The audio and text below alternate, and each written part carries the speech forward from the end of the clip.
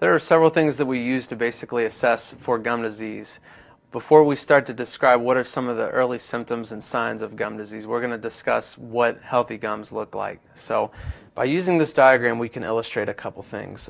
When we're evaluating the tissue, we're looking for nice pink tissue. Pink is an indicator of healthy gum tissue. We're also checking to make sure the tissue is nice, tight, and firm. And we're also checking to see if the tissue bleeds.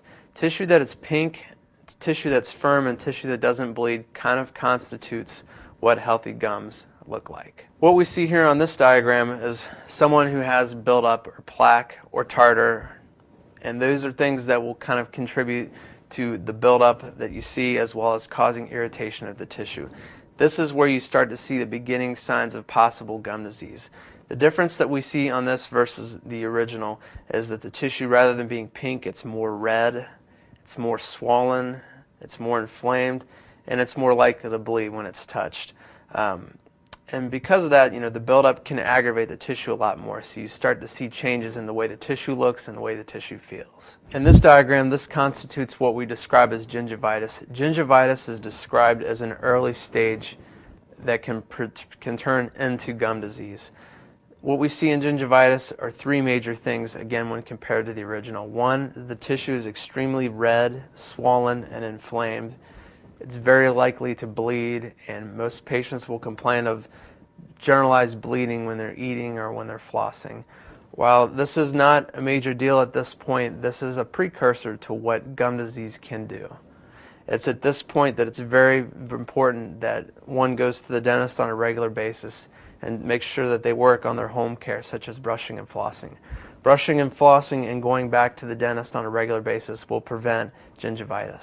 In this diagram, we have a result of gingivitis that has not been either detected or treated. While in gingivitis, all you have is basically some gum tissue inflammation. If it's left untreated, it can progress into what we call periodontitis, also known as gum disease. Gum disease is characterized by several different things. One is that you see a lot more inflammation and swelling of the tissue. You will see excessive bleeding when you go to clean the areas. You will see a lot more buildup, not just around the teeth, but down below the teeth on the root surfaces. And also, what constitutes gum disease, which is the most important, is the beginning to see bone loss.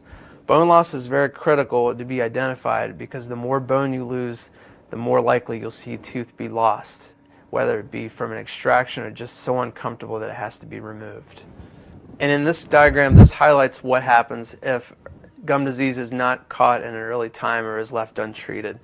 The difference between this and the previous diagram that we showed is this is a much more advanced case. So the tissue is basically at the most inflamed state possible, spontaneous bleeding, likely to see more infection and pus collect around the gum tissue.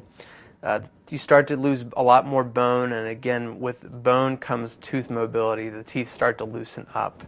When the teeth start to loosen up, they become a lot less functional, so one has a lot more difficulty eating and chewing, but also just extremely uncomfortable and not a very good prognosis.